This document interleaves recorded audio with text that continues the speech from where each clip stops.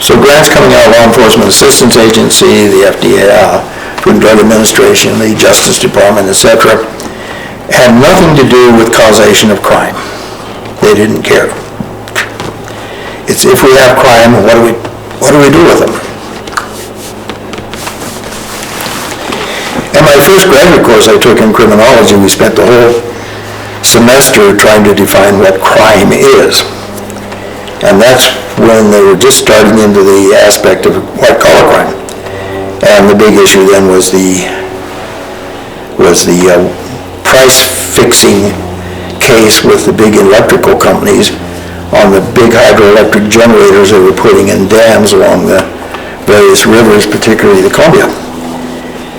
And that upset criminologists quite a bit because it was a mammoth crime, and the attitudes toward that was a lot different than some guy getting robbed at gunpoint, even though the economic loss was much bigger.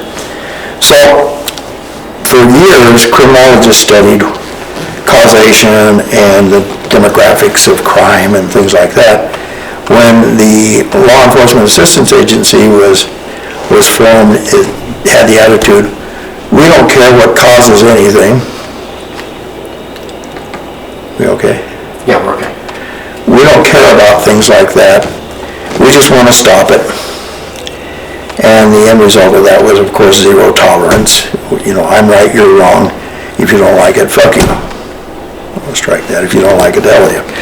And this seems to be the attitude of the administrations right now, is once they get into power, there's no compromise. So what you've got then is dating clear back to Nixon.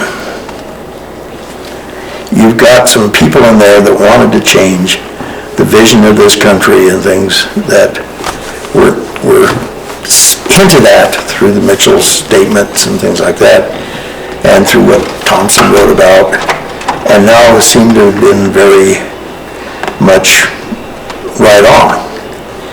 And that was the increase of power in the government, and particularly among law enforcement.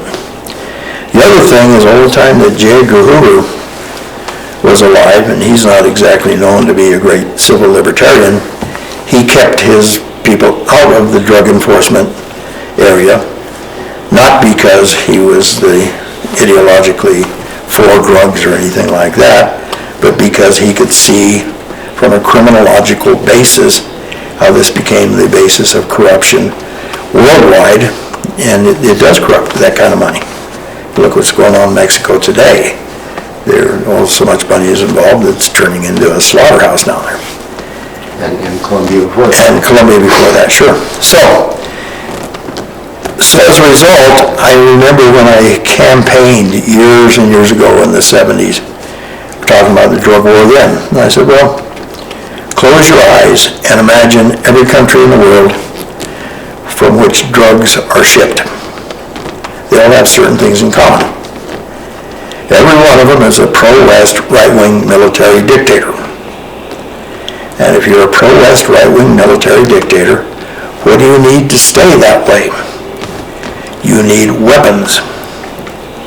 And you need toys that you can scare your people with. And look at what Allende did and Juan Perón and people like that. So you got helicopters, you got tanks, you got bazookas, clear up to machine guns, assault rifles, things like this. They don't get those things cheaply. And where do they get the money to pay?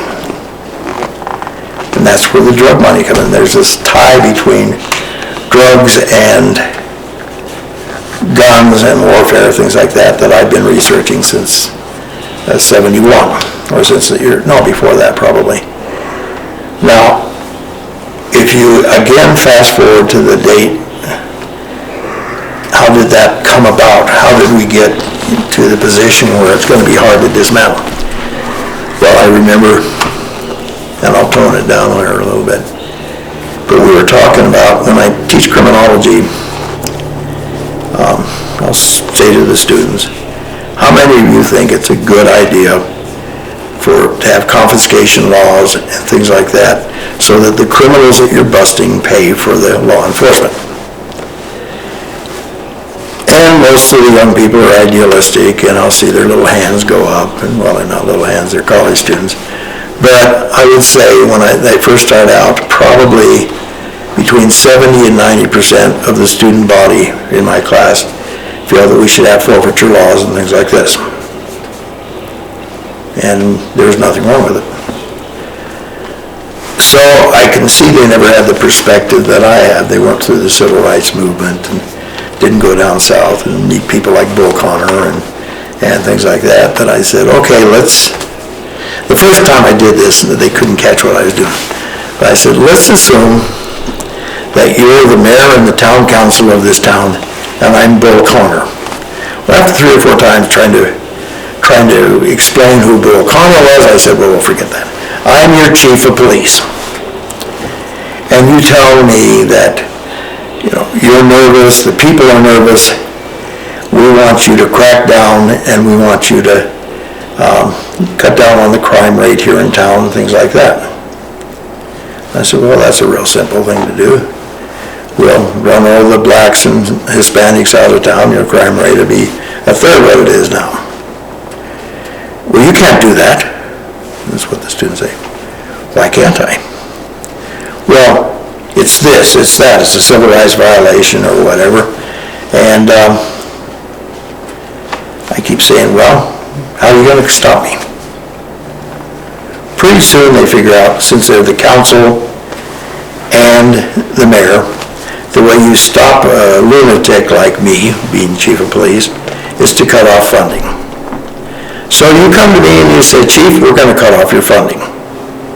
And I said, fine, cut off the damn funding. See if I care. So I get my guys together and I say, we'll go to the evidence locker and take out samples of evidence, and anybody that drives a Porsche, Mercedes, or expensive BMW, expensive car, pull them over and throw the baggie in the back seat, arrest them for possession, and we'll confiscate their car. We go to a house, if it's an expensive house and it's paid for, throw some pot or other drugs in there, and we can confiscate the damn house. Now, how are you going to stop me? And that's the danger of the confiscation laws and things like that. That all of a sudden the police become self-funding. The same way as the dictators in Vietnam, in Central and South America, stay in power, and they're self-funding, not based on taxation or anything like that, so they can buy their toys and weapons to subjugate the people. Pause there for a minute. Yeah.